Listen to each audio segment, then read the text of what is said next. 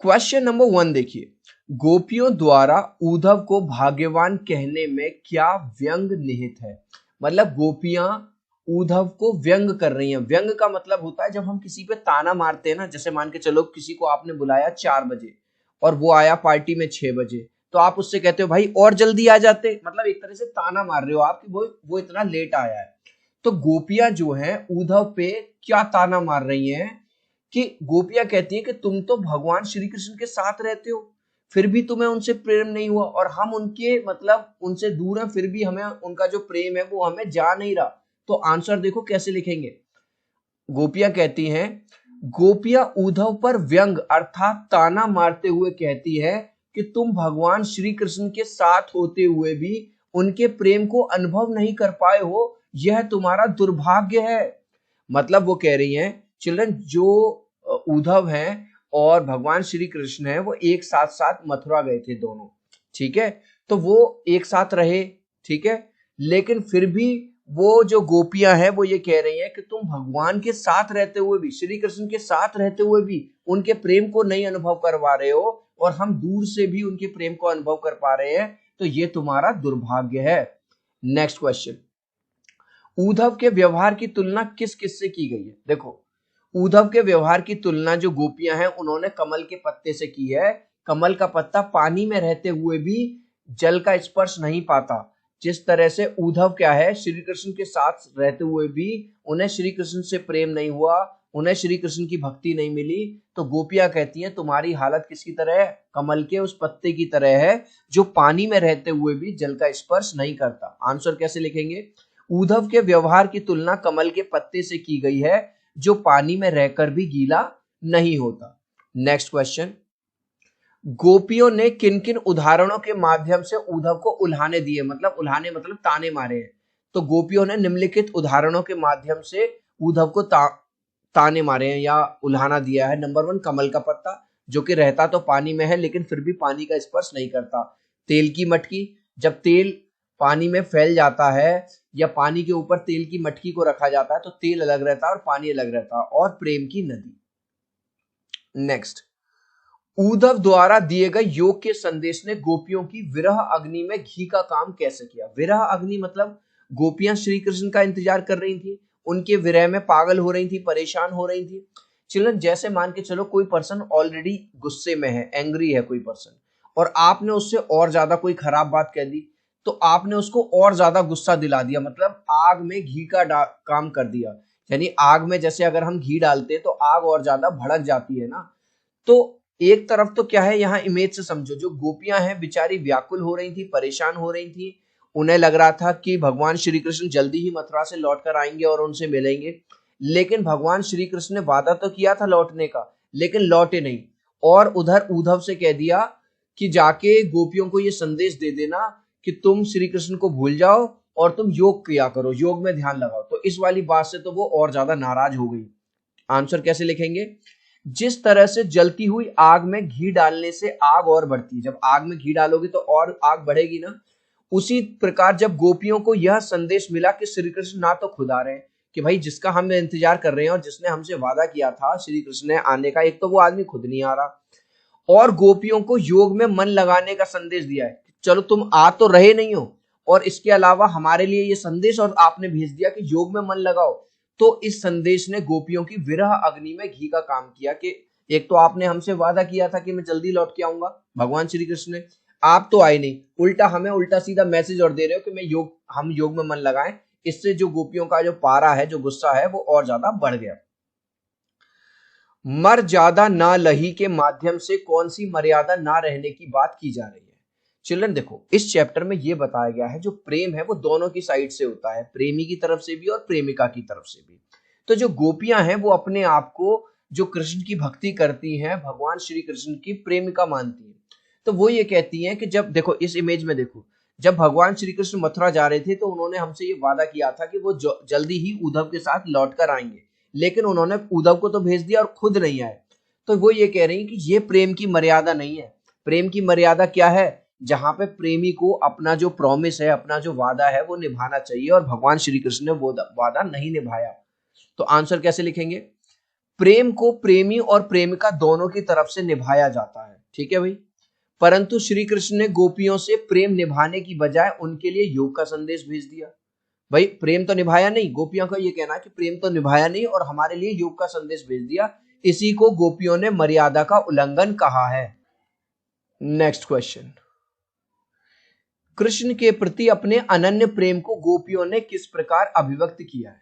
तो भगवान श्री कृष्ण के प्रेम के बारे में गोपियां उद्धव से क्या कहती हैं कि जिस तरह जो चींटियां हैं वो गुड़ से दूर नहीं हो सकती। चिल्ड्रन, अगर आपने देखा होगा गुड़, चीनी या कोई भी मीठी चीज पड़ जाती है तो तुरंत उस पर चींटियां आ जाती हैं। उसी प्रकार हम भी श्री कृष्ण से और उनकी भक्ति से और उनके प्रेम से दूर नहीं रह सकते। आंसर कैसे लिखेंगे? गोपियां कहती हैं कि जिस प्रकार चींटियां गुड़ से दूर नहीं रह सकती, उसी प्रकार हम भी श्री कृष्ण के प्रेम से दूर नहीं रह सकते। गोपियों ने उद्धव से योग की शिक्षा कैसे लोगों को देने की बात की है। चिल्ड्रन, अभी हमने देखा जब उद्धव आके मैसेज देते हैं गोपियों को कि भगवान श्री कृष्ण ने आपके लिए ये मैसेज दिया है कि आप उन्हें भूलकर योग में ध्यान लगाइए, ध्यान करिए, तो वो क्या कहते हैं कि भाई ऐसी शिक्षा तुम उन लोगों को देना जो भगवान श्री कृष्ण से प्रेम नहीं करते। हम तो भगवान श्री कृष्ण के प्रेमी हैं, वो हमारे स्वामी हैं, तो हम तो किसी योग में मन नहीं लगा सकते। हमारा मन किस में लगा हुआ है? केवल और केवल भगवान श्री कृष्ण में लगा हुआ है। आंसर कैसे लिखेंगे? गोपियों ने उद्धव से कहा है कि वे योग की शिक्षा ऐसे लोगों को दें जिनके मन में श्री कृष्ण के लिए सच्चा प्रेम नहीं है। मतलब गोपियां कह रही हैं उद्धव से कि भाई अपना ये जो संदेश है ना, अपना ये जो ज्ञान है ऐसे लोगों को देना जो भगवान श्री कृष्ण में विश्वास नहीं रखते हैं, जो उनको परम प्रेमी नहीं मानते हैं। ठीक है, ये संदेश हमें मत दो, क्योंकि हमारे लिए तो अंतिम सांस तक बस कौन हमारा प्रेमी है, हमारा देवता है, वो भगवान श्री कृष्ण है। तो अपना मैसेज उनको दो जो भगवान श्री कृष्ण से प्रेम नहीं करते। गाइज, अभी तक आपने इस वीडियो को एक लाइक नहीं किया है तो आपसे रिक्वेस्ट करूंगा प्लीज एक लाइक कर दीजिए। आपके एक लाइक और सब्सक्राइब से बहुत मोटिवेशन मिलता है। 3 तक काउंट करूंगा चिल्ड्रन, प्लीज वीडियो को लाइक कर दो। 1 2 3। आई होप चिल्ड्रन आपने वीडियो को लाइक कर दिया है, चैनल को सब्सक्राइब कर दिया। Thank you guys. Next question देखेंगे। प्रस्तुत पदों के आधार पर गोपियों का योग साधना के प्रति दृष्टिकोण स्पष्ट कीजिए। अब उद्धव ने क्या कहा कि भगवान श्री कृष्ण ने आपके लिए मैसेज भेजा कि आप योग में ध्यान लगाइए और अभी प्रेमी और इस तरह की बातें मत कीजिए। तो वो क्या कहती हैं, एक उदाहरण देती हैं कि जिस तरह से कोई इंसान कड़वा फल, अगर मैं आपके चिल्ड्रन आपके सामने एक कड़वा फल रख दूं और एक रसीला आम रख दूं मीठा मीठा, आप क्या चूज करोगे? आई एम श्योर 90% से ज्यादा बच्चे आम खाना पसंद करेंगे रेदर देन कड़वा करेला। तो उसी तरह से गोपियां उद्धव को उल्हाना देती हैं कि जिस तरह से कोई भी व्यक्ति कड़वा ककड़ी कड़वी क्या नाम है जो करेला है उसे ना खाकर हमेशा मीठे फल का चुनाव करेगा, ऐसे ही वो ये कहती हैं कि हमें तो इतनी मीठी चीज जीवन की क्या है, हमारे लिए भगवान श्री कृष्ण ही है, तो हम उन्हें छोड़कर योग वोग और किसी दूसरी चीज में हम नहीं ला सकते। तो आंसर क्या है? जिस प्रकार कोई इंसान मीठे फल को छोड़कर कड़वी ककड़ी नहीं खाता, उसी प्रकार गोपियां भी श्री कृष्ण को छोड़कर किसी योग संदेश को अपनाना नहीं चाहती है। तो गोपियां कहती हैं भाई ये अपना जो ज्ञान है अपने पास रखो, अपना ये जो संदेश है अपने पास रखो, कह देना श्री कृष्ण से हमें किसी योग वोग नहीं करना, क्योंकि हमारा योग, हमारा जो तपस्या, हमारे लिए सब कुछ भगवान श्री कृष्ण ही है। नेक्स्ट चिल्ड्रन, इस वाले क्वेश्चन को करने से पहले मैं आपको ये बता दूं, आप क्लास 10th में आ गए हैं और सीबीएसई ने और स्टेट बोर्ड्स ने एमसीक्यू क्वेश्चंस जो हैं मल्टीपल चॉइस क्वेश्चंस होते हैं आपके एग्जाम्स में भी, जो हैं होम एग्जाम्स होंगे उनमें भी, और जो बोर्ड एग्जाम्स होंगे उसमें भी भर भर के आएंगे। आपको जान के खुशी होगी हमारा जो एमसीक्यू चैनल है, आप लोगों के प्यार और सपोर्ट से हमने 1,70,000 से ज्यादा सब्सक्राइबर कर लिए हैं।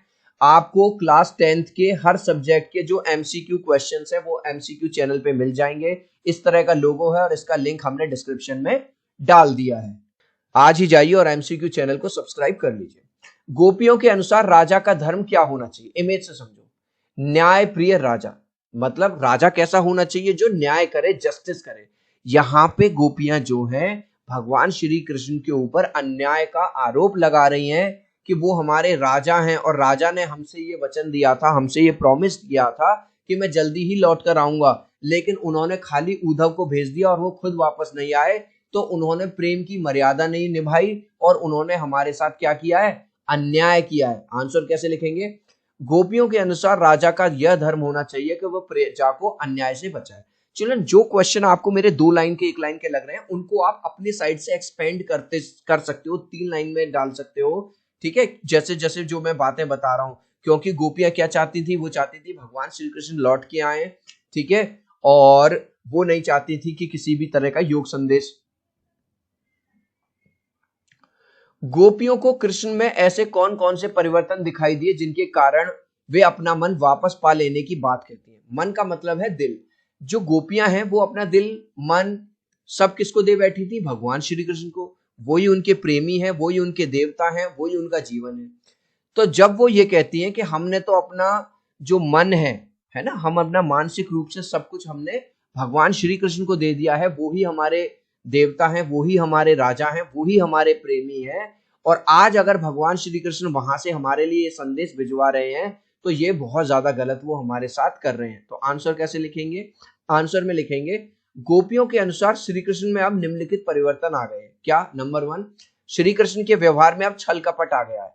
मतलब गोपियों को क्या लगता है कि भगवान श्री कृष्ण अब उनके साथ क्या कर रहे हैं, छल कपट कर रहे हैं, उन्हें उनके साथ धोखा कर रहे हैं। श्री कृष्ण अब प्रेम की मर्यादा भूल गए। परशुराम के क्रोध करने पर लक्ष्मण ने धनुष के टूट जाने के लिए कौन कौन से तर्क दिए।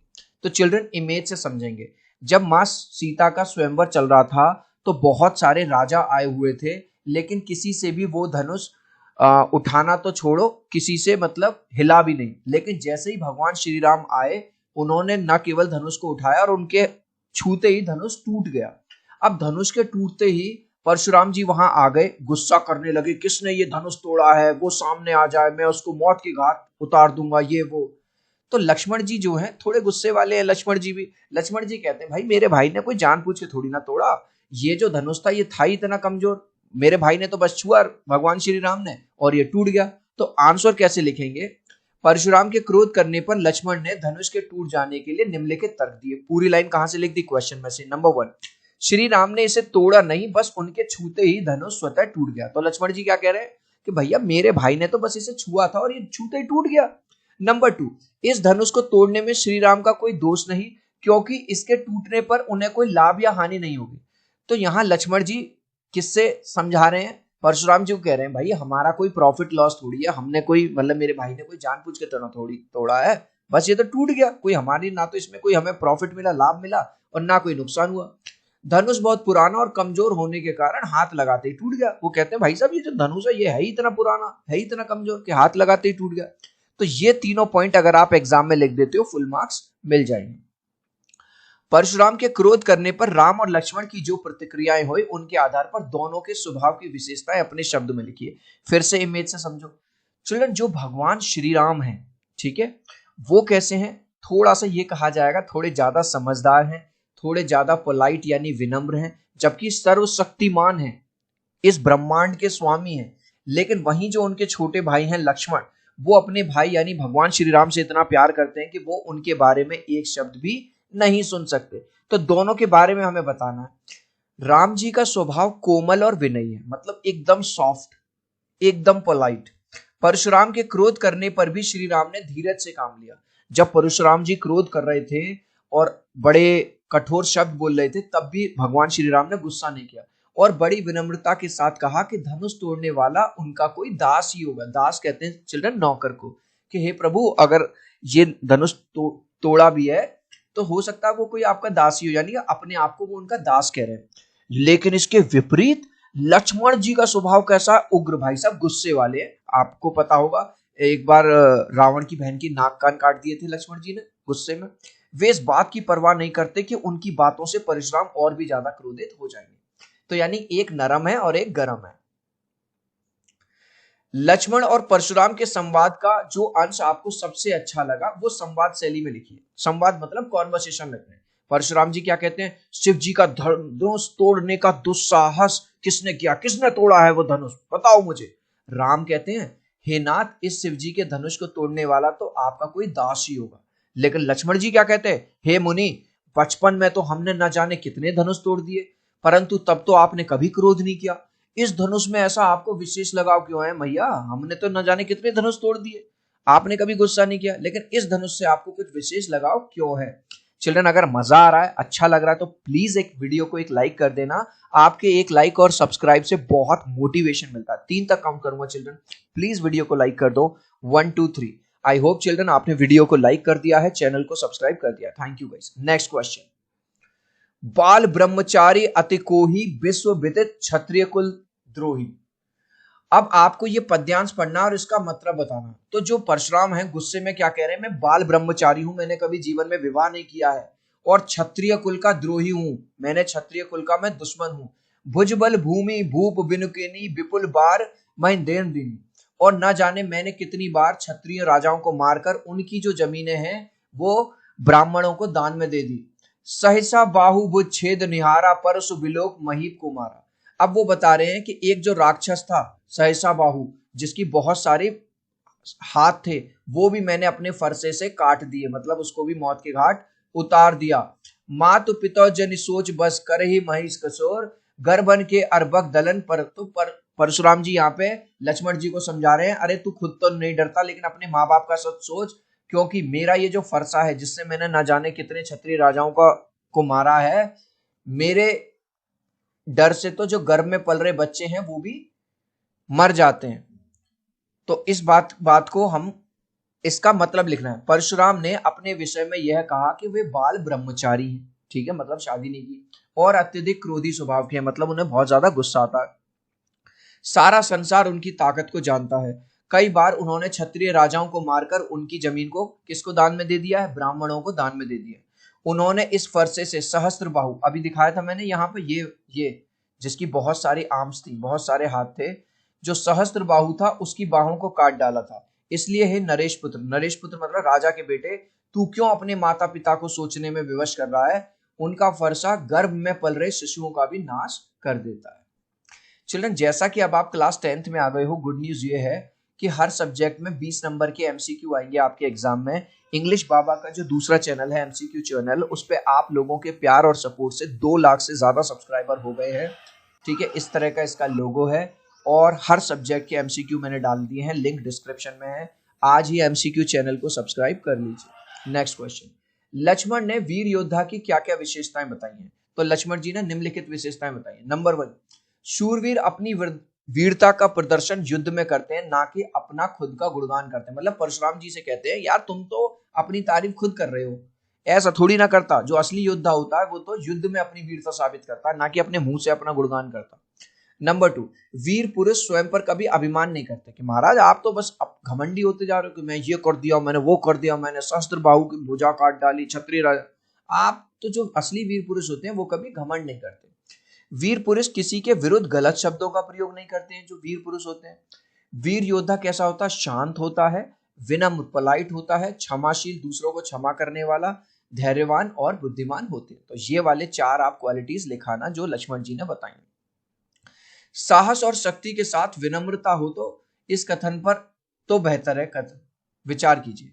साहस और शक्ति के साथ अगर विनम्रता हो, क्या भगवान राम में साहस नहीं था? क्या शक्ति नहीं थी? सर्वशक्तिमान है वो तो, लेकिन उनमें विनम्रता भी है। लेकिन परशुराम कैसे हैं? उनमें साहस और शक्ति तो है लेकिन विनम्रता नहीं, केवल क्रोध है। अगर विनम्रता ना हो तो व्यक्ति क्या बन जाता है, अभिमानी एवं उद्दंड बन जाता है, जो कि यहाँ पे हाल परशुराम जी का हुआ है। वो बहुत ज्यादा अभिमानी हो गए हैं और वो ये नहीं पहचान पा रहे हैं कि जिनको वो बालक समझ रहे हैं राम और लक्ष्मण, वो श्री भगवान, साक्षात भगवान श्री राम है। जिस व्यक्ति में विनम्रता होती है विपक्षी भी उस व्यक्ति का आदर करते। क्वेश्चन नंबर 1, कवि आत्मकथा लिखने से क्यों बचना चाहता है? कवि अपने जीवन में कई बार धोखा खाया है। कवि ने अपने जीवन में कई बार धोखा खाया है और उसका जीवन कई दुखद घटनाओं से भरा हुआ है। यही कारण है कि कवि आत्मकथा लिखने से बचना चाहता है। नेक्स्ट, आत्मकथा सुनाने के संदर्भ में अभी समय नहीं, कवि ऐसा क्यों कहता है? तो देखो, अभी समय नहीं, कवि ने ऐसा इसलिए कहा है, कवि को लगता है कि उसने जीवन में अब तक कोई ऐसी उपलब्धि यानी कोई उसको अचीवमेंट नहीं मिला है जिसको वो दूसरों को बताए। मतलब वो कह रहा है कि भाई मैंने अपनी लाइफ में ऐसा कोई बड़ा तीर नहीं मार लिया, कोई बड़ा काम नहीं कर दिया जो मैं दूसरों को बताता फिरूं। स्मृति को पाथेय बनाने से कवि का क्या आशय है? स्मृति को पाथेय बनाने से कवि का आशय है कि कवि अपने प्रियतम यानी लवर के साथ जो सुखद समय बिताया था कवि ने अपनी प्रेयसी के साथ, है ना, अपनी लवर के साथ, उन्हीं यादों के सहारे अब वो पूरी जिंदगी बिता देना चाहते हैं। अब आपको भाव स्पष्ट करना है। मिला कहाँ वह सुख मैं जिसका मैं स्वप्न देखकर जाग गया, आलिंगन में आते जाते मुस्कुराकर जो भाग गया। तो भाव प्रकट करना है। तो उससे पहले चिल्ड्रन हम ये देखेंगे, कवि कहना चाहता है कि जिस प्रेम के वो सपने देख रहे थे वो उन्हें कभी प्राप्त नहीं हुआ, सुख उनके बेहद करीब आकर दूर चला गया। तो यहाँ पे वो अपनी लवर यानी प्रेयसी की बात कर रहे हैं कि जिसके सपने वो देखते थे वो उनके पास आकर भी दूर चली गई। चिल्ड्रन अभी तक यार इस वीडियो को एक लाइक नहीं किया तो प्लीज यार एक लाइक कर देना। आपके एक लाइक से एक सब्सक्राइब से बहुत मोटिवेशन मिलता है। मैं 3 तक काउंट करूंगा, प्लीज वीडियो लाइक कर देना। 1 2 3। सो आई होप चिल्ड्रन आपने वीडियो को लाइक कर दिया है, चैनल को सब्सक्राइब कर दिया है। इसी के अंदर ख है, जिसके अरुण कपोलों की मतवाली सुंदर छाया में अनुरागनी उषा लेती थी निज सुहाग मधु माया में। इन पंक्तियों में कवि ने अपनी प्रेयसी की सुंदरता का वर्णन किया है। तो वो कह रहे हैं कि जिसके वो प्यार में थे वो बहुत ज्यादा सुंदर थी वो लड़की। वे कहते हैं कि उनकी प्रेयसी के गालों की लालिमा इतनी अधिक है कि उषा की लालिमा भी उनके सामने फीकी है। वो कहते हैं कि जो उनकी लवर थी, जो प्रेयसी थी, वो इतनी सुंदर है, उसके गाल इतने सुंदर थे कि सुबह सुबह जो धूप की किरणें आती हैं वो भी उसके सामने फीकी थी। उज्जवल गाथा कैसे गाऊं मधुर चांदनी रातों की कथन के माध्यम से कवि क्या कहना चाहता है। अपनी प्रेयसी के साथ बिताए हुए सुख के पलों को कवि किसी के सामने प्रकट नहीं करना चाहता। ठीक है, वो किसी को बताना नहीं चाहता उन पलों के बारे में। चांदनी रात में बिताए गए वो पल एक उज्जवल गाथा की तरह हैं। उन यादों को वह औरों को बताकर अपना मजाक नहीं उड़ाना चाहते। तो वो ये कह रहे हैं कि भाई जो टाइम मैंने बिताया था, जो थोड़ा बहुत भी जो अच्छा समय मैंने अपनी प्रेयसी के साथ बिताया था, वो मैं किसी को बताना नहीं चाहता हूं। मैं अपनी यादों को में संजोट कर उन्हें रखना चाहता हूं और मैं नहीं चाहता कि कोई मेरा मजाक उड़ाए। आत्मकथा कविता की काव्य भाषा की विशेषताएं बतानी है। तो विशेषता क्या है? एक तो खड़ी बोली का प्रयोग किया गया है, नवीन शब्दों का प्रयोग किया गया है, मानवीकरण शैली का प्रयोग किया है और अलंकारों का प्रयोग किया गया है। तो ये 4 विशेषताएं आपको लिख देनी है। कवि ने जो सुख का स्वप्न देखा था, स्वप्न माने सपना देखा था, उसे कविता में किस रूप में अभिव्यक्त किया गया है? कवि ने सुख का स्वप्न देखा था, वह अपनी प्रेयसी नायिका के माध्यम से व्यक्त किया है। जो स्वप्न उसने देखा था वो उसने व्यक्त किया है किसके? अपनी लवर के माध्यम से, नायिका के माध्यम से। कवि कहता है कि नायिका स्वप्न में उसके पास आते जाते मुस्कुराकर चली गई। मतलब उसने ऐसा सपना देखा कि उसके पास आ रही है, जा रही है, लेकिन वो मुस्कुरा के चली गई। कवि कहना चाहता है कि जो सपने उसने और अपनी उसकी प्रेमिका ने मिलकर देखे थे वो उसको कभी भी प्राप्त नहीं हुए। ठीक है, नंबर 1 देखिए, सेनानी ना होते हुए भी चश्मे वाले को लोग कैप्टन क्यों कहते थे? चिल्ड्रन, सेनानी मतलब जो सेना में होता है, फौजी फौजी वगैरह होता है। लेकिन जो चश्मे वाला था, ना तो वो सेना में था ना कोई कैप्टन सेनानी था, फिर भी लोग उसको कैप्टन कैप्टन क्यों कहते थे? अगर आपने ये स्टोरी पढ़ी है तो जो चश्मे वाला व्यक्ति है वो काफी देश प्रेमी था, पैट्रियट था।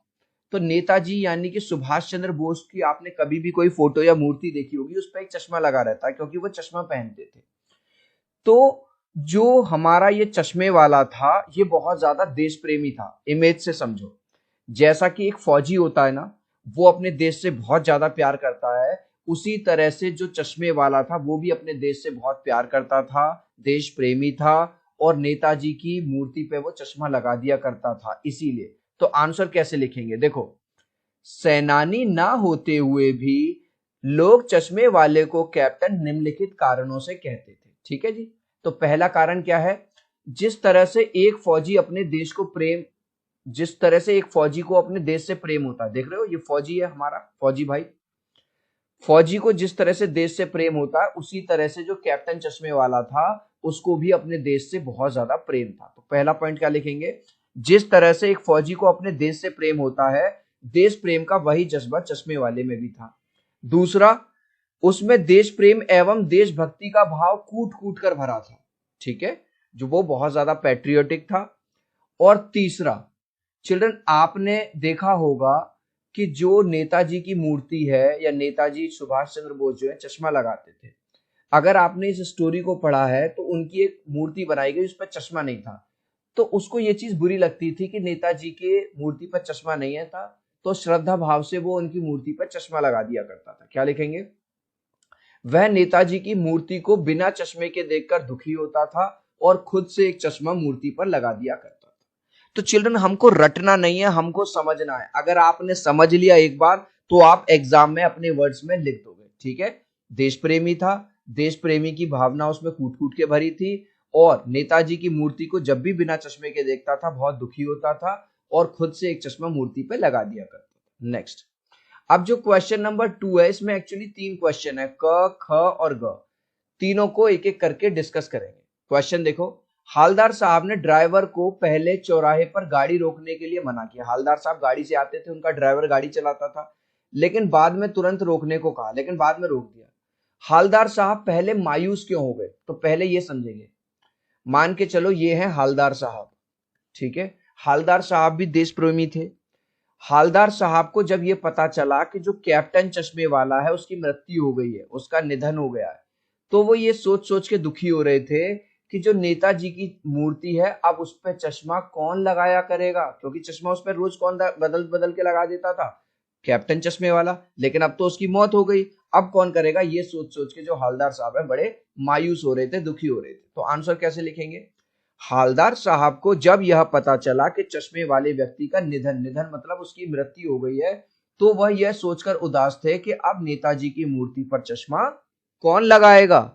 नेक्स्ट क्वेश्चन देखेंगे, मूर्ति पर सरकंडे का चश्मा क्या उम्मीद जगाता? अब यहां पे स्टोरी में ट्विस्ट आता है। पहले तो हालदार साहब को लग रहा था कि यार जो चश्मे वाला है वो मर गया, अब उस पे मूर्ति पे चश्मा कौन लगाया करेगा। लेकिन जब उनकी गाड़ी वहां से गुजरती है तो वो ये देखते हैं कि मूर्ति पे एक चश्मा लगा हुआ है, और वो चश्मा कैसा है? लकड़ी का, यानी सरकंडे की लकड़ी जो होती है उसका। तो ये देख के वो बड़े खुश हो जाते हैं कि हमारे देश के जो बच्चे हैं उनमें भी देश प्रेम की भावना भरी हुई है। उन्होंने देखा कि मूर्ति पर चश्मा नहीं लगा हुआ है, चश्मा तो था नहीं उनपे, तो उन्होंने बेचारों ने हाथ से ही लकड़ी का ही चश्मा चढ़ा दिया। तो आंसर कैसे लिखेंगे? मूर्ति पर सरकंडे का चश्मा यह उम्मीद जगाता है कि हमारे देश के बच्चे बच्चे में देश प्रेम की भावना भरी हुई है। नेक्स्ट, हालदार साहब इतनी सी बात पर भावुक क्यों हो गए? भावुक का मतलब होता है इमोशनल। जैसे चिल्ड्रन, टीम इंडिया जीत जाए और वर्ल्ड कप जीत जाए तो तुम्हारी आंखों में खुशी के आंसू आ जाते हैं। तुमने सोचा था तुम तो बस 60% आएंगे, लेकिन तुम क्लास में टॉप कर जाओ, है ना, तो तुम्हारी आंखों में खुशी के आंसू आ जाते हैं। तो हालदार साहब को लग रहा था कि जो मूर्ति है, मूर्ति पे चश्मा नहीं होगा क्योंकि चश्मे वाले की मृत्यु हो गई। लेकिन जब उन्होंने देखा कि मूर्ति पर सरकंडे का यानी लकड़ी का एक चश्मा लगा हुआ है, तो इस वाली बात से बड़े खुश हुए कि आज जो युवा पीढ़ी है, जो बच्चे हैं छोटे छोटे, उन्होंने देखा कि मूर्ति पे चश्मा नहीं है और चश्मा लगा दिया। तो इस वाली बात से बड़े खुश हुए और खुशी के मारे उनकी आंखों में आंसू आ गए। आंसर कैसे लिखेंगे? हालदार साहब को लग रहा था कि चश्मे वाले व्यक्ति के मरने से नेताजी की मूर्ति चश्मा विहीन होगी। भाई इनको क्या लग रहा था? अभी हमने देखा था ना कि चश्मे वाला मर गया तो उसकी मूर्ति पर, नेताजी की मूर्ति पर चश्मा होगा ही नहीं। लेकिन परंतु जब यह देखा कि मूर्ति की आंखों पर सरकंडे का चश्मा लगा हुआ है, उन्होंने समझ लिया कि युवा पीढ़ी में देश प्रेम और देशभक्ति की भावना है। लेकिन जब उन्होंने देखा कि भाई साहब आज भी चश्मा लगा हुआ है, भले से लकड़ी का ही सही, तो उनको समझ में आ गया कि यहाँ जो आसपास बच्चे खेलते हैं रहते हैं, उन्होंने ये वाला चश्मा नेताजी के सम्मान में लगा दिया है। यही बात सोचकर वो थोड़ा सा भावुक हो गए, यही बात सोचकर वो थोड़ा सा इमोशनल हो गए। गाइज, अभी तक आपने इस वीडियो को एक लाइक नहीं किया है तो लाइक कर देना, ताकि इस तरह के अच्छे वीडियो आपको मिलते रहे। मैं 3 तक काउंट करूंगा, प्लीज वीडियो को लाइक कर दो। 1 2 3। आई होप चिल्ड्रन आपने वीडियो को लाइक कर दिया है, चैनल को सब्सक्राइब कर दिया। Thank you guys. इसके साथ साथ आपको एक गुड न्यूज दे दूं, जैसा कि अब आप क्लास 10th में आ गए हो, एमसीक्यू क्वेश्चन जो है आपके होम एग्जामिनेशन में जो स्कूल में होंगे और बोर्ड एग्जामिनेशन में भर भर के आएंगे। अब वो एमसीक्यू आपको क्वेश्चन कहाँ मिलेंगे? इंग्लिश बाबा का जो दूसरा चैनल है एमसीक्यू चैनल, जिसपे आप लोगों के प्यार और सपोर्ट से 1,80,000 से ज्यादा सब्सक्राइबर हो गए हैं, उस पे मिलेगा इस तरह का येलो कलर का इसका लोगो है। ठीक है, आज ही जाइए चैनल को सब्सक्राइब कर लीजिए, लिंक मैंने डिस्क्रिप्शन में दे दिया है। नेक्स्ट है आशय स्पष्ट कीजिए। आशय का मतलब होता है अर्थ बताना है। बार बार सोचते क्या होगा उस कौम का जो अपने देश की खातिर घर गृहस्थी जवानी जिंदगी सब कुछ होम देने वालों पर भी हंसती है, अपने लिए बिकने के मौके ढूंढती है। चिल्ड्रन, अगर आपने इस स्टोरी को पढ़ा है तो इस स्टोरी में वैसे तो अच्छी चीजें हैं, लेकिन एक खराब बात भी है। जो पान बेचने वाला व्यक्ति था वो कैप्टन चश्मे वाले का मजाक उड़ाता था, कहता था वो तो लंगड़ा है। तो यहाँ पे ये चीज सोच के जो हालदार साहब हैं बड़े दुखी होते हैं कि एक तरफ तो हमारे देशभक्त ऐसे रहे, चाहे वो भगत सिंह हो, राजगुरु हो, कोई भी हो, जिन्होंने देश के लिए जान दी, लेकिन आज भी इतने स्वार्थी लोग मौजूद हैं जो देश से बिल्कुल भी प्रेम नहीं करते। उनको केवल अपना स्वार्थ यानी केवल अपना फायदा जिस चीज में दिखता है वो देश से भी गद्दारी करने के लिए तैयार हो जाते हैं। तो आंसर कैसे लिखोगे? उक्त पंक्ति का आशय यह है कि आज की कौम, आज की जनरेशन इतनी मतलबी हो गई है कि उन लोगों को भी भूल गई है जिन्होंने देश के लिए अपने प्राण त्याग दिए, मतलब उनका भी मजाक उड़ा रही है। आज की कौम पूरी तरह से स्वार्थी हो चुकी है और अपने स्वार्थ के लिए देश से गद्दारी करने को भी तैयार है। तो यहाँ पे हालदार साहब क्या सोच रहे हैं या राइटर हमें क्या बता रहा है? ठीक है, कुछ लोग तो अपने देश से प्यार करते हैं, ठीक है, सम्मान करते हैं हमारे फ्रीडम फाइटर्स का, लेकिन आज की कौम के में कुछ ऐसे भी लोग हैं जो मतलबी हैं, पूरी तरह से स्वार्थी हैं, अपने फायदे के लिए वो देश से भी गद्दारी कर सकते हैं। नेक्स्ट, पान वाले का एक रेखा चित्र प्रस्तुत कीजिए। तो पान वाला कैसा व्यक्ति है? जो पान वाला है वो एक मोटा सा काला व्यक्ति है, और क्योंकि पान वाला है तो वो पान की दुकान पे क्या बेचता है? पान बेचता है। उसके पास जो ग्राहक आते रहते हैं उनसे वो बातें करता रहता है। उसकी जो तोंद है वो निकली हुई है, और क्योंकि वो हर टाइम पान खाता रहता है तो उसकी बत्ती सी लाल काली सी हो गई है। आंसर देखो कैसे लिखेंगे। पान वाला अपनी दुकान पर बैठा बैठा पान बेचा करता था, पहला पॉइंट क्लियर हो गया। ग्राहकों के साथ कुछ ना कुछ बात करना उसे पसंद था, ठीक है भाई, उसकी दुकान पे जो लोग आते थे उनसे बातें करता रहता था। वह स्वभाव से खुशमिजाज काला मोटा व्यक्ति है, उसकी तोंद निकली हुई है, वो काला सा है, मोटा सा है, लेकिन खुश मिजाज, खुश रहता है। वह पान खाता रहता है जिससे उसकी बत्ती सी लाल काली हो गई। देख रहे हो, जो लोग हर टाइम पान खाते रहेंगे उनकी जो दांत वगैरह है सब खराब हो जाते हैं, लाल पीले से पड़ जाते हैं। नेक्स्ट, वो लंगड़ा क्या फौज में जाएगा, पागल है पागल। कैप्टन के प्रति पान वाले की इस टिप्पणी पर अपनी प्रतिक्रिया लिखिए। भाई एक तरफ तो पान वाला जो कि लंगड़ा था, उसका एक पैर भी नहीं था और ज्यादा अमीर भी नहीं था, लेकिन फिर भी इतना श्रद्धा भाव रखता था नेताजी के लिए कि उनकी मूर्ति पर रोज नए नए चश्मा लगा दिया करता था। लेकिन इतने खराब लोग भी हैं इस किरदार में, इस स्टोरी में, कि जो पान वाला है उसका मजाक उड़ाता था, उसको पागल पागल कहता था, ठीक है। तो इस पे हमें अपनी प्रतिक्रिया बतानी है। आंसर है पूरा क्वेश्चन में से, वो लंगड़ा क्या जाएगा फौज में, पागल है पागल, पहले तो ये लिख दिया। पान वाला कैप्टन चश्मे वाले के बारे में कुछ ऐसी ही घटिया सोच रखता है। भाई पान वाले व्यक्ति को जबकि सम्मान करना चाहिए कि देखो व्यक्ति लंगड़ा है, ठीक है, बूढ़ा है, लेकिन फिर भी देश के फ्रीडम फाइटर्स का कितना सम्मान करता है, लेकिन फिर भी वो उसको क्या करता है, पागल पागल करता है। तो मतलब पान वाले की सोच कैसी है, घटिया है। और पान वाला चश्मे वाले को क्या कहता है, बार बार पागल पागल कहता है। वास्तव में कैप्टन उपहास का नहीं सम्मान का प्रतीक है, यानी कि जो कैप्टन चश्मे वाला है उसका मजाक नहीं उड़ना चाहिए, उसको तो सम्मान मिलना चाहिए, जो नेताजी की मूर्ति पर चश्मा लगाकर देश प्रेम का प्रदर्शन करता है। इस खेती बाड़ी से जुड़े गृहस्थ बाल गोविंद भगत अपनी किन चारित्रिक विशेषताओं के कारण साधु कहलाते थे? भाई लोग, वैसे वो साधु नहीं थे लेकिन फिर भी लोग उन्हें साधु कहते थे, क्यों? उसके कुछ रीजन है। एक तो वो कभी झूठ नहीं बोलते थे, उनके अंदर कोई लालच नहीं था, वो कबीर जी के आदर्शों पर चलते थे, उनके स्वभाव में झगड़ा या तो बिल्कुल था ही नहीं, किसी से भी झगड़ते नहीं थे, वह आज्ञा लिए बिना किसी की कोई भी वस्तु या चीज नहीं छूते थे, मतलब अगर किसी की चीज छूनी है तो उससे पहले वो उस पर्सन से पूछेंगे। नेक्स्ट, भगत की पुत्रवधू उन्हें अकेला क्यों नहीं छोड़ना चाहती थी? पुत्रवधू मतलब पुत्र की वाइफ, ठीक है। भगत जी का इकलौता पुत्र मर गया था, बुढ़ापे में भगत जी का इकलौता सहारा उनकी पुत्र वधू ही थी जो उनका ख्याल रखती थी, इसलिए वह उन्हें अकेला नहीं छोड़ना चाहती थी। नेक्स्ट, भगत ने अपने बेटे की मृत्यु पर अपनी भावनाएं किस तरह व्यक्त की? भगत जी ने अपने बेटे की मृत्यु पर अपनी भावनाएं कबीर जी के भक्ति गीत गाकर व्यक्त की। एक्चुअली जो भगत जी थे वो कबीर दास जी के फॉलोअर थे। उन्होंने अपने पुत्र के शरीर को एक चटाई पर लिटा दिया, उसे सफेद चादर से ढक दिया तथा अपनी पुत्रवधू से शोक की जगह उत्सव मनाने के लिए कहा, क्योंकि उनका यह मानना था कि पुत्र की आत्मा का मिलन परमात्मा से हो गया है, क्योंकि वो ये मानते थे कि आत्मा जो है वो अमर है। नेक्स्ट, भगत के व्यक्तित्व की उनकी वेशभूषा का अपने शब्दों में हमको बताना है। तो भगत जी कबीर के आदर्शों को पालन करने वाले व्यक्ति थे। नंबर 1, गृहस्थ यानी कि घर से जुड़े होने के बावजूद उनमें साधु वाले गुण थे। किसी से झगड़ा नहीं करते थे, किसी को कष्ट नहीं देते थे, किसी की आज्ञा के बिना किसी की चीजों को नहीं छूते थे। सर्दी के मौसम में भी वे गंगा स्नान करके आते थे। अब सोचो, सर्दी में भाई लोग 2-2 3-3 दिन नहीं नहाते और वो गंगा स्नान करके आते थे। गुणों के साथ साथ उनकी वेशभूषा यानी जो कपड़े थे वो भी साधुओं जैसे थे। सफेद दाढ़ी थी छोटी सी, सिर पर सफेद बाल थे, गले में तुलसी जड़ की माला थी और बहुत कम ही कपड़े पहनते थे। चिल्ड्रन, अभी तक यार इस वीडियो को एक लाइक नहीं किया तो प्लीज एक लाइक कर देना। मैं 3 तक काउंट करूंगा, आपके एक लाइक से, एक सब्सक्राइब से बहुत मोटिवेशन मिलता है। 1 2 3। सो आई होप चिल्ड्रन आपने वीडियो को लाइक कर दिया है, चैनल को सब्सक्राइब कर दिया है।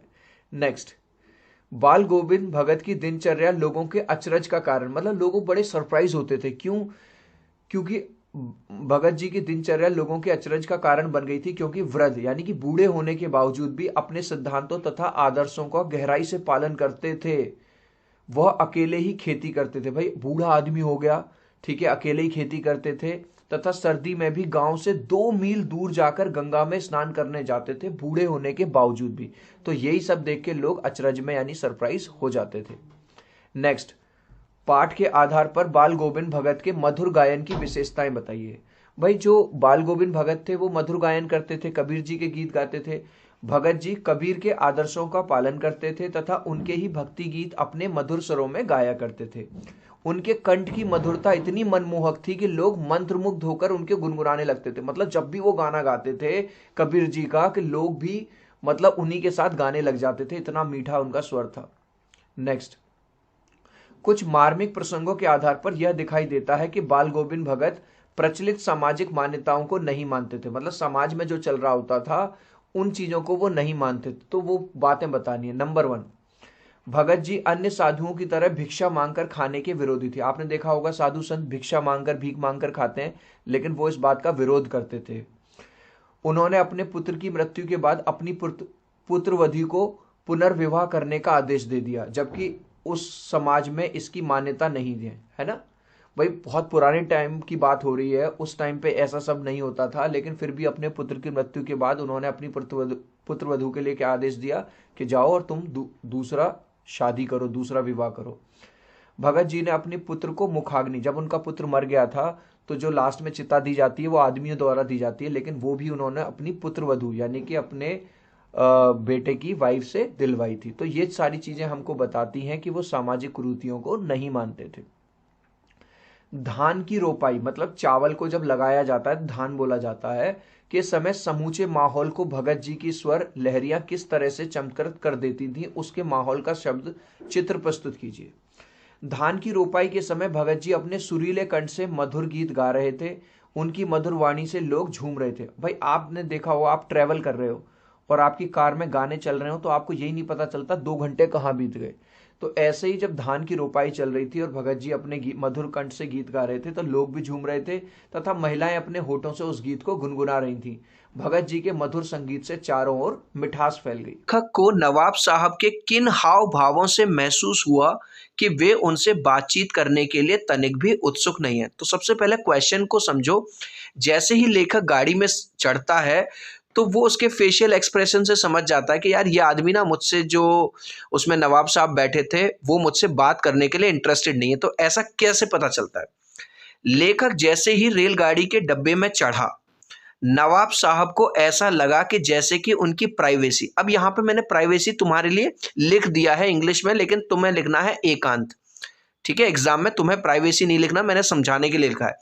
तो लेखक को, जैसे ही लेखक रेलगाड़ी के डिब्बे में चढ़ा, नवाब साहब को ऐसा लगा कि उनकी प्राइवेसी यानी कि उनके एकांत में खलल पड़ गया है, मतलब वो डिस्टर्ब हो गए हैं। लेखक को नवाब साहब के चेहरे के हाव भाव, जो चेहरे के जो फेशियल एक्सप्रेशन होते हैं, उनसे महसूस हुआ कि वे उनसे बातचीत करने के लिए तनिक भी उत्सुक नहीं है। अब मैंने ये वाली लाइन, ये देख लो, पूरा यहीं से उठाई है। हाव भावों से महसूस हुआ कि वे उनसे बातचीत करने के लिए तनिक भी उत्सुक नहीं है। नवाब साहब ने बहुत ही यत्न का मतलब है बड़ी ही कोशिश से खीरा काटा, नमक मिर्च लगाया, अंततः सूंघकर ही खिड़की से बाहर फेंक दिया। मतलब अगर हमने किसी चीज को काटा है तो यार हमें उसे खाना चाहिए खीरे को, लेकिन वो बाहर फेंक देते हैं। उन्होंने ऐसा क्यों किया? तो क्वेश्चन है उन्होंने खीरे को बाहर क्यों फेंक दिया होगा? उनका ऐसा करना उनके किस स्वभाव को इंगित करता है? अगर आपने स्टोरी पढ़ी है तो आपको पता होगा, उन्होंने लेखक को पूछा था कि भाई तुम भी खाओगे, तो लेखक मना कर देता है और ये वाली बात वो अपने दिल पे ले जाते हैं, नाक पे ले जाते हैं और वो भी बिना खाए पिए फेंक देते हैं। तो देखो, नवाब साहब ने बहुत ही यत्न से खीरा काटा, नमक मिर्च बुरका, अंततः सूंघकर ही खिड़की से बाहर फेंक दिया। अगर आप देख रहे हो तो मैंने यहां से लेके और यहां तक पूरा क्वेश्चन की लाइन को कॉपी पेस्ट कर दिया, ठीक है। उसके बाद उन्होंने लेखक पर अपनी अमीरी का रौब झाड़ने के लिए, क्योंकि जो नवाब साहब थे काफी अमीर थे, तो वो लेखक पे अपनी अमीरी का रौब झाड़ने के लिए ऐसा किया होगा। उसने क्वेश्चन पूछा है ना कि उन्होंने ऐसा क्यों किया होगा, तो हम आंसर दे रहे हैं कि वो अपनी अमीरी का रौब झाड़ना चाहते थे, इसलिए ऐसा किया होगा। ऐसा करना उनके शो ऑफ, अब देखो फिर से मैंने एक वर्ड इंग्लिश में लिखा है, आपको हिंदी में लिखना है। ऐसा करना उनके आडंबर प्रदर्शन स्वभाव को इंगित करता है। यह पता चलता है कि वो आदमी जो नवाब साहब थे वो बहुत ज्यादा शो ऑफ वाले पर्सन थे, जो बहुत ज्यादा आडंबर या दिखावा करते हैं। थर्ड क्वेश्चन, बिना विचार घटना और पात्रों की भी क्या कहानी लिखी जा सकती है? यशपाल के इस विचार से आप कहां तक सहमत हैं? तो देखो, लेखक का मानना है कि लेखक ये मानता है बिना विचार घटना और पात्रों के भी कहानी के भी क्या कहानी लिखी जा सकती है। पूरा का पूरा हमने वहां पे उठाया, मतलब वो ये कह रहा है कि यार अगर विचार नहीं होंगे, घटना नहीं होंगी, पात्र नहीं होंगे, तो यार कैसे कहानी लिख दोगे? नहीं लिखी जा सकती। इसका अर्थ यह है कि विचार घटना और पात्र, देखो ये लाइन, ये रटने की जरूरत नहीं है, आपको क्वेश्चन में ही मिला है, विचार भी, घटना भी और पात्र भी। इसका अर्थ यह है कि विचार घटना और पात्र के बिना कहानी नहीं लिखी जा सकती। इसी क्वेश्चन में एक और क्वेश्चन है, क्या आप यशपाल यानी लेखक के इस विचार से आप सहमत हैं? मैं लेखक के इस विचार से पूर्णतः सहमत हूं। यार हमें चाय बनानी है, कोई कहे बिना दूध के, बिना पानी के, बिना अदरक के, बिना चीनी के चाय बना दो, यार कैसे बन जाएगी चाय? ऐसे ही कोई कहानी लिखनी है तो बिना विचार के, बिना घटना के, बिना कैरेक्टर्स के कैसे कहानी लिख दोगे? क्वेश्चन देखिए, आप इस निबंध को और क्या नाम देना चाहोगे? मैं इस निबंध को, या हम इस निबंध को दूसरा नाम रखेंगे झूठी शान, ठीक है, क्योंकि नवाब साहब ने अपनी झूठी शान को बरकरार रखने के लिए खीरों को बाहर फेंक दिया। प्रस्तुत पाठ के आधार पर यह कहा जा सकता है कि बच्चे को अपने पिता से अधिक जुड़ाव था। मतलब इस चैप्टर में ये दिखाया गया है कि जो बच्चा था वो अपने पापा के बहुत क्लोज था, फिर भी विपदा के समय, विपदा यानी कि मुसीबत के समय, वो पिता के पास ना जाकर माँ के पास जाता है, माँ की शरण लेता है। आपकी समझ से इसकी क्या वजह हो सकती है? तो हमसे रीजन पूछ रहा है कि लगाव बच्चे को पापा से था, लेकिन फिर जब वो प्रॉब्लम में आता है तो पापा के पास ना जाके माँ के पास जाता है, क्यों? तो चिल्ड्रन इमेज से समझो, उसके पिता जो थे उसके साथ दोस्त जैसा व्यवहार करते थे, फ्रेंडली बिहेवियर, ठीक है। पापा के वो बहुत क्लोज भी था। एक बार क्या हो जाता है, बच्चे के पीछे सांप लग जाता है, बच्चा बहुत डर जाता है। उस टाइम पे जब वो बहुत ज्यादा डर जाता है तो अपने पिता के पास ना जाकर माँ के आंचल में यानी कि माँ की गोद में जाता है, क्योंकि उसको ऐसा लगता है कि सबसे सुरक्षित जगह जो मेरे लिए है मुसीबत के समय में, वो माँ का आंचल ही है। तो इस बात को कैसे लिखेंगे? यह बात सच है कि बच्चे को अपने पिता से अधिक लगाव था, देखो, ठीक है। और उसका एक कारण यह भी था कि उसके पिता उसके साथ दोस्त जैसा व्यवहार करते थे, मतलब उसके फादर उसके साथ फ्रेंडली बिहेवियर करते थे।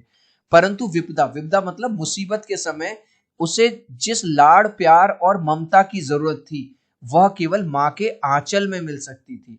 यही कारण है कि, ठीक है, पूरा का पूरा यही कारण है कि विपदा के समय वह पिता के पास ना जाकर मां की शरण लेता है। ये जो मैंने अंडरलाइन में लिखा है पूरा का पूरा क्वेश्चन से ही आपको लिख देना है। आपके विचार से भोलानाथ अपने साथियों को देखकर सिसकना क्यों भूल जाता है? सिसकना मतलब रोना, ठीक है। छोटे बच्चे छोटी छोटी बातों में रोने लगते हैं। तो चिल्ड्रन, छोटे बच्चों की एक आदत होती है, जैसे ही वो अपने दोस्तों को देखते हैं, अपने एज ग्रुप को देखते हैं, उनके साथ खेलने कूदने लग जाते हैं। और कभी कभी तो खेलने कूदने में इतनी ज्यादा रम जाते हैं कि वो खाने पीने की सुध भी भूल जाते हैं। और यही रीजन है कि जैसे ही भोलानाथ जब रो रहा होता है तुरंत उसके साथी आ जाते हैं, तो वो रोना छोड़ के क्या करना शुरू कर देता है? खेलना चालू कर देता है। आंसर कैसे लिखेंगे? जैसा कि छोटे बच्चों की आदत होती है जैसे ही वो अपने हम उम्र को मैंने ब्रैकेट में लिखा है सेम एज ग्रुप वाले बच्चों से मिलते हैं, खेलना शुरू कर देते हैं। कई बार तो खेलने में खाने पीने की भी सुध भूल जाते हैं। यही कारण है कि पूरा इसी में से भोलानाथ अपने साथियों मतलब अपने फ्रेंड्स, लास्ट में पूछूंगा मैं, अपने दोस्तों को देखकर सिसकना यानी रोना भूल जाता है। आपने देखा होगा कि भोलानाथ और उसके साथी जब खेलते खाते समय किसी न किसी प्रकार की तुकबंदी करते हैं। आपको यदि अपने खेलों से जुड़ी तुकबंदी याद हो तो चिल्ड्रन, जब बच्चे, आप भी हो सकता है करते हो, हम भी करते थे बचपन में, आधा पादा किसने पादा, पोसम पा भाई पोसम पा। तो जो भी तुकबंदी आपको याद हो वो लिख सकते हो, ठीक है, जरूरी नहीं है यही आंसर लिखो। भोलानाथ और उसके साथियों के खेल और खेलने की सामग्री आपके खेल और खेलने की सामग्री से किस प्रकार भिन्न है, डिफरेंस बताना है। तो भोलानाथ यहाँ पे गांव का, तो वो जो खेल खिलौने थे खुद बनाते थे, मिट्टी में खेलते थे। और हमारे आजकल के बच्चे क्या खेलते हैं, वीडियो गेम खेलते हैं, कंप्यूटर पे गेम खेलते हैं, ठीक है। तो आंसर कैसे लिखेंगे आप, टेबल बना लेंगे, एक तरफ लिखेंगे भोलानाथ और उसके साथियों का खेल और एक तरफ लिखेंगे हमारे और हमारे साथियों का खेल, ठीक है। इसको मैं थोड़ा सा यहाँ ये कर देता हूं, 1 सेकेंड। हाँ, भोलानाथ और उसके साथी घर के बाहर यानी आउटडोर गेम्स खेलते हैं ज्यादातर, और हमारे साथी कैसा गेम खेलते हैं, हम लोग ज्यादातर घर के अंदर यानी इंडोर गेम्स खेलते हैं। उनके माता पिता बच्चों को मिट्टी में खेलने के लिए प्रेरित, पुराने टाइम में क्या होता था, बच्चे मिट्टी में खूब खेलते थे और माता पिता भी क्या करते थे, मोटिवेट करते थे कि जाओ खेलो। आज के समय में माता पिता बच्चों को मिट्टी में खेलने नहीं देते। तीसरा, भोलानाथ और उसके साथी अपने खेलने का सामान खुद बनाते हैं। और ये थोड़ा सा टेढ़ा मेढ़ा हो गया, सारी खेल सामग्री बाजार से खरीदी हुई थी। जैसे हमारे पास जो बैट है, जो बॉल है, जो कैरम है, लूडो है, सब कुछ कहाँ से होती है, हम बाजार से खरीद के लाते हैं। उस टाइम पे कोई रोक टोक नहीं होती थी, बच्चे 2 घंटे 4 घंटे खेलें। लेकिन आज के टाइम में क्या होता है, मम्मी कहती है बेटा 4 से 5 खेलना है, फिर 5 बजे ट्यूशन वाले सर आ जाएंगे, ट्यूशन पढ़ना है, ये करना है, वो करना है, यानी समय सीमा निर्धारित होती है। पाठ में आए ऐसे प्रसंगों का वर्णन कीजिए जो आपके दिल को छू गए हो। तो हमारे दिल को ये वाली बात छू गई कि भले से बच्चा अपने पिता के बड़ा क्लोज था, लेकिन जब उस पर कोई विपत्ति आ जाती है, जब सांप उसके पीछे पड़ जाता है, तो वो किसी और के पास नहीं जाता, वो सीधे अपनी माँ की गोद में यानी कि माँ के आंचल में जाता है, क्योंकि उस टाइम पे उसको सबसे ज्यादा जो सेफ जगह लगती है वो वही लगती है। पाठ का सबसे रोचक प्रसंग यानी इंटरेस्टिंग प्रसंग ये है कि जब सांप बच्चों के पीछे पड़ जाता है तो सारे बच्चे डर जाते हैं, ठीक है, डर ही जाएंगे। तो बच्चे अपनी माँ की गोद का सहारा लेते हैं। यह बात दिल को छू जाती है कि जब भी बच्चे पर कोई विपदा यानी कि कोई परेशानी आती है, उसे उस समय सबसे सुरक्षित जगह अपनी माँ की गोद यानी माँ का आंचल लगता है।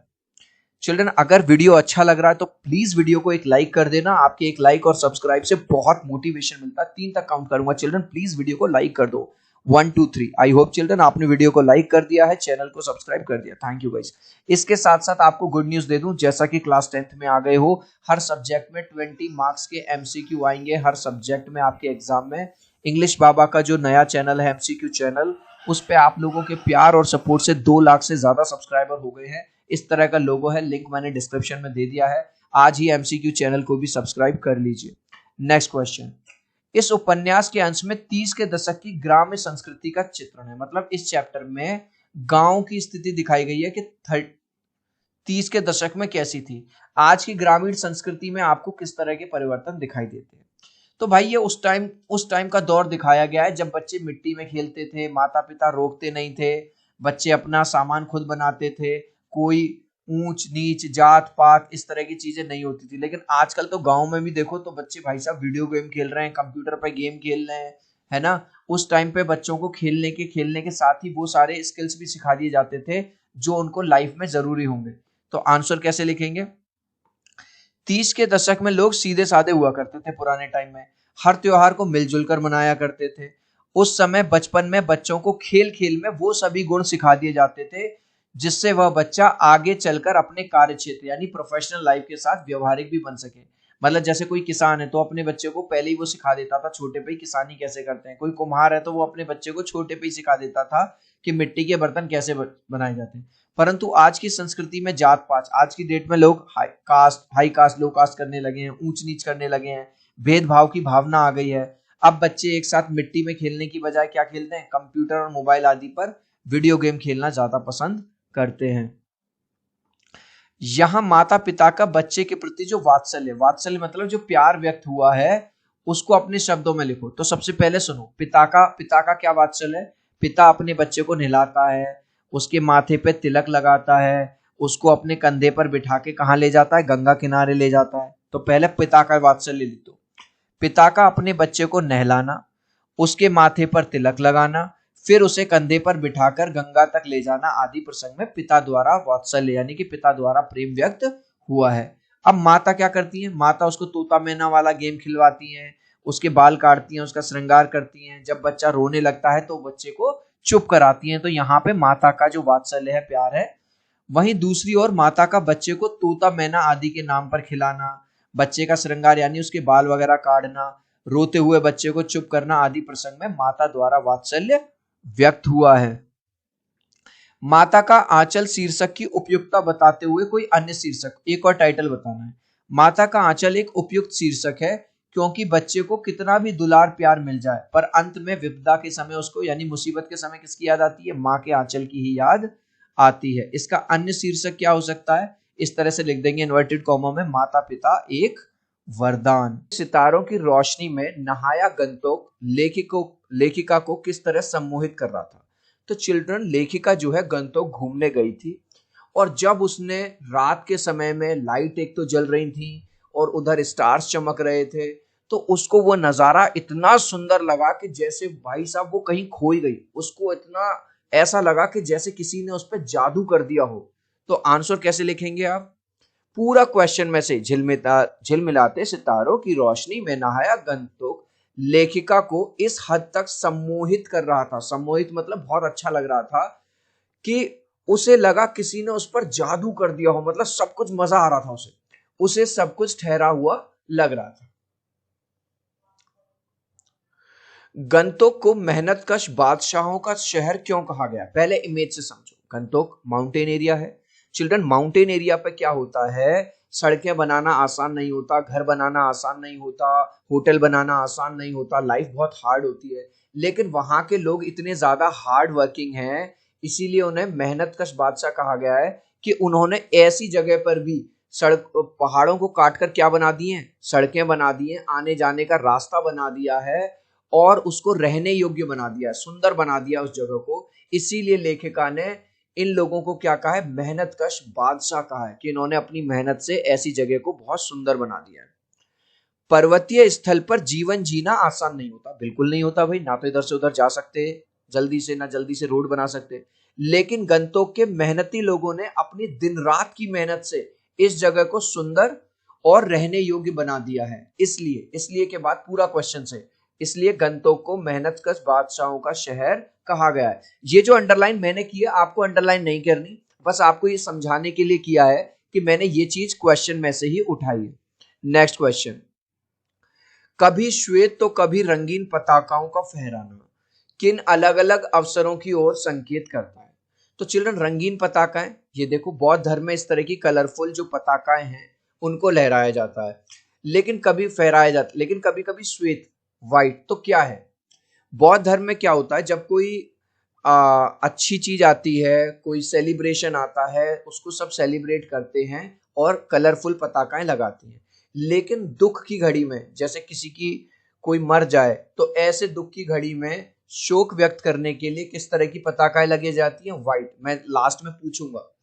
तो व्हाइट कलर की जो पताकाएं होती हैं वो शोक यानी दुख के लिए आंसर है। बौद्ध धर्म में अलग अलग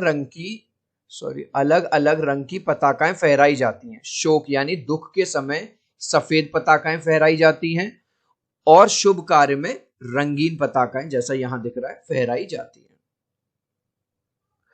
जितेन नार्गे कौन है, लेखिका का गाइड था। लेखिका को सिक्किम की प्रकृति, वहां की भौगोलिक स्थिति और जनजीवन के बारे में क्या महत्वपूर्ण जानकारी दी। भाई उसने बताया कि मैडम यहाँ जो पहाड़ हैं, यहाँ के जो रास्ते होते हैं बड़े कठिन होते हैं। ठीक है, तो पहला पॉइंट क्या लिख देंगे, पहला पॉइंट लिख देंगे जितेन ने बताया कि पहाड़ी इलाका होने के कारण वहां के रास्ते कठिन थे। मजा आ गया। दूसरी बात उसने बताई कि यहाँ के लोगों का जो जीवन है वो आसान नहीं है।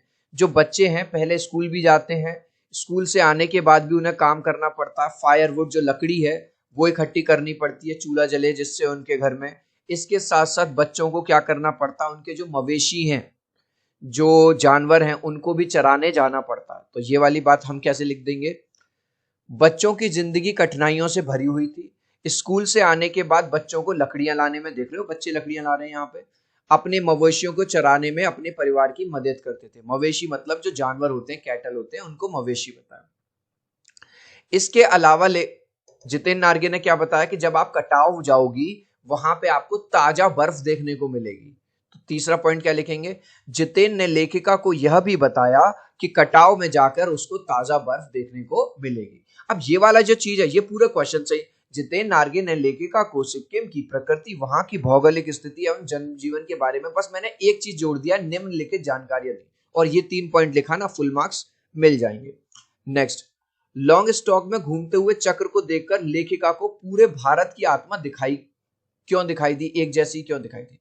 जब वो लॉन्ग स्टॉक में घूम रही थी तो उसने घूमता हुआ चक्र देखा इस तरह का, ठीक है। तो लेखिका ने देखा भैया वो घूमता हुआ चक्र देखा। अब चिल्ड्रन, जहां पे चक्र की बात आती है, चाहे हमारा भारत का झंडा हो उसमें भी एक चक्र है, हिंदू माइथोलॉजी में भी 7 चक्रों की बात करी गई है। तो ये देख के लेखिका को लगा कि ये जो सिक्किम है ये कोई अलग नहीं है, और आपको भी पता है कि जो सिक्किम है वो हमारे देश का हिस्सा बना लिया गया था, हमारे देश का ही हिस्सा है, तो उसको पूरा भारत एक जैसा दिखाई दिया। आंसर कैसे लिख देंगे अब आप? हिंदू धर्म में चक्र का बहुत महत्व है ना, 7 चक्र बताए गए हैं। ऐसा ही कुछ लेखिका को बौद्ध धर्म में भी देखने को मिला, और यहां मैंने बता भी दिया हमारे जो राष्ट्रीय झंडा है, तिरंगा है, उसमें भी चक्र है। इसलिए, बस इसलिए से लेके लॉन्ग स्टॉक में घूमते हुए चक्र को देखकर लेखिका को पूरे भारत की आत्मा एक जैसी दिखाई दी, पूरा क्वेश्चन में से। जितेंद्र नार्गे की गाइड की भूमिका के बारे में विचार करते हुए लिखिए कि एक कुशल गाइड में, चिल्ड्रन गाइड क्या होता है? अगर आप किसी हिस्टोरिकल प्लेस जैसे ताजमहल, लाल किला कहीं पर गए हैं तो आपने देखा होगा कि वहां पे काफी सारे गाइड होते हैं। गाइड क्या हेल्प करते हैं टूरिस्ट की? उनको बताते हैं कि उस जगह की हिस्ट्री क्या है, वहां की ज्योग्राफी क्या है, वहां आपको कौन सा होटल लेना चाहिए, फोटो कहाँ पे खिंचवाने हैं, मिठाई कहाँ से खरीदनी है, गिफ्ट्स कहाँ से लेने हैं। तो एक जो अच्छा गाइड होता, कुछ तो आजकल फ्रॉड भी आ गए हैं, लेकिन जो अच्छा गाइड होगा वो आपको हर तरह से हेल्प करता है। तो इसमें बस आंसर में आपको ये लिख देना है, जितेंद्र नार्गे एक कुशल गाइड है, और यह बात हमें कहानी पढ़कर पता चल जाती है। जितेंद्र नार्गे न केवल एक गाइड है बल्कि लेखिका का ड्राइवर भी है। एक कुशल गाइड को भ्रमण स्थल की पूरी जानकारी होनी चाहिए। भाई मान के चलो मैं ताजमहल विजिट करा रहा हूँ और मैं गाइड हूँ, तो मुझे पूरी हिस्ट्री पता होनी चाहिए, किसने बनवाया, कैसे बना, क्या क्या आया, क्या क्या हुआ। उसे वहां का भूगोल यानी ज्योग्राफी, इतिहास यानी हिस्ट्री, और संस्कृति, वहां का जो कल्चर है उसके बारे में भी जानकारी होनी चाहिए, जिससे पर्यटक कौन होता है, जैसे टूरिस्ट जो बाहर से आते हैं, उनका ज्ञान बढ़े। चिल्ड्रन, इस वीडियो से अगर आपको वैल्यू मिल रही है, अगर आपको मेरी मेहनत अच्छी लग रही है, तो आपसे एक छोटी सी रिक्वेस्ट करूंगा, प्लीज वीडियो को लाइक कर देना। आपके एक लाइक और सब्सक्राइब से बहुत मोटिवेशन मिलता है। मैं 3 तक काउंट करूंगा चिल्ड्रन, प्लीज वीडियो को लाइक कर दो, 1 2 3। आई होप चिल्ड्रन आपने वीडियो को लाइक कर दिया है, चैनल को सब्सक्राइब कर दिया। Thank you guys. इसके अलावा एक गुड न्यूज दे दूं, जैसा कि अब आप क्लास 10th में आ गए हो, क्लास 10th में हर सब्जेक्ट में 20 मार्क्स के एमसीक्यू क्वेश्चंस आएंगे, और इंग्लिश बाबा ने एक नया चैनल बना दिया है, एमसीक्यू चैनल, जिस पे आपको सारे सब्जेक्ट्स के एमसीक्यू मिल जाएंगे। इस तरह का इसका लोगो है, और आप लोगों के प्यार और सपोर्ट से 2 लाख से ज्यादा सब्सक्राइबर मेरे हो गए हैं इस पे, एमसीक्यू चैनल पे। आज ही एमसीक्यू चैनल को सब्सक्राइब कर लीजिए, लिंक मैंने डिस्क्रिप्शन में दे दिया है। इस यात्रा वृत्तांत में लेखिका ने हिमालय के जिन रूपों का चित्र खींचा है उनको बताइए। तो हिमालय कैसा लगा लेखिका को? बहुत ज्यादा विशाल का है, बहुत बड़ा। वहां रास्ते कैसे हैं? ऊबड़ खाबड़ है ना, टेढ़े मेढ़े रास्ते हैं। तो पहले ये 2 बातें लिख देंगे, हिमालय अपने विशाल रूप में नजर आ रहा था, और पर्वतीय इलाके में रास्ते कैसे थे? टेढ़े मेढ़े। इतनी ऊंचाई से घाटियों में बने हुए घर बहुत छोटे छोटे लग रहे थे। चिल्ड्रन, जब आप ऊंचाई में चले जाते हो पर्वत में, अगर आप वैष्णो देवी गए हो कभी, कि किसी हिल स्टेशन पे गए हो ऊंचाई पे, तो वहां से नीचे देखने पर जो घर हैं बहुत छोटे छोटे दिखाई देते हैं। बादल भी ऐसे लगते हैं जैसे बिल्कुल पास में हो। तो एक पॉइंट और लिख देंगे, बादल कैसे नजर आ रहे थे? नीचे नजर आ रहे थे। प्रकृति के उस अनंत और विराट स्वरूप को देखकर लेखिका को कैसी अनुभूति हुई? याद करो, स्टार्टिंग में बनाया था कि बिल्कुल सम्मोहित हो गई वो, और उसको ऐसा लगा किसी ने उस पर जादू कर दिया हो। उसने देखा था कि कैसा है हिमालय, बहुत ज्यादा विशाल है, रास्ते ऐसे हैं, और वेदर बहुत सुंदर है। तो आंसर कैसे लिखेंगे? प्रकृति के उस अनंत और विराट स्वरूप को देखकर लेखिका जैसे कहीं खो गई। ठीक है, हमने स्टार्टिंग में भी बात की थी। वो उस पल को पूरी तरह जीना चाहती थी। प्रकृति के उस सौंदर्य को वो अपने रोम रोम में बसाना चाहती थी। मतलब इतना ज्यादा अच्छा लगा कि वो उस पल को बार बार जीना चाहती थी और अपने रोम रोम में उसे बसाना चाहती थी। प्राकृतिक सौंदर्य के अलौकिक आनंद में डूबी लेखिका को कौन से दृश्य वहां उसे हर चीज अच्छी लग रही थी, लेकिन कौन सी ऐसी चीज है जिससे उसका दिल बैठ गया? उसने जो देखा वहां की जो मजदूर लेबर लेडीज हैं, वो बेचारी अपनी गोद में बच्चों को भी उठाए हुए हैं और अपना मजदूरी का काम भी कर रही है। मतलब क्या कर रही है? पत्थर तोड़ रही है। तो ये देख के ना थोड़ा सा उसका जो हृदय है, जो दिल है, थोड़ा उसमें दया और झकझोर सी गई बेचारी को। आंसर लिखेंगे, लेखिका ने देखा कि स्थानीय महिलाएं अपनी पीठ पर बच्चे को लादे हुए, देख रहे हो, इस लेडी ने बच्चा भी रख रखा है और अपना काम भी कर रही है, पत्थर तोड़ रही थी। इस दृश्य ने लेखिका को झकझोर कर रख दिया। सैलानियों को प्रकृति की अलौकिक छटा का अनुभव करवाने में किन किन लोगों का योगदान रहता है? तो पहला योगदान तो चिल्ड्रन गाइड का रहता है, क्योंकि जो अच्छा गाइड होता है वो वहां को जो भी पर्यटक, जो भी टूरिस्ट आएंगे उनको होटल बताएगा, हिस्ट्री बताएगा, कहाँ जाना है कहाँ नहीं जाना सब बताएगा। दूसरा, जो वहां के जो मजदूर हैं जिन्होंने खून पसीना बहा के, दिन रात बहा के वहां सड़कें बनाई हैं, उनका बहुत बड़ा योगदान है। तीसरा, वहां जो होटल्स हैं जो आपको आरामदायक स्टे प्रोवाइड कराते हैं, और वहां जो दुकानें खुली हुई हैं जिसमें आप मैगी वैगी और भी जो कुछ खाना चाहते हैं, तो इन चारों लोगों का तो नंबर 1 में लिख देंगे। सबसे पहला है अच्छे गाइड का, जो कि सैलानियों को हर तरह से मदद करता है। दूसरा है इन मजदूरों का, हजारों मजदूरों की मेहनत का, जो पर्वत को काटकर बड़ी ही मुश्किल से सड़क बनाते हैं। और तीसरा होटल और दुकानदारों का। ठीक है, दुकान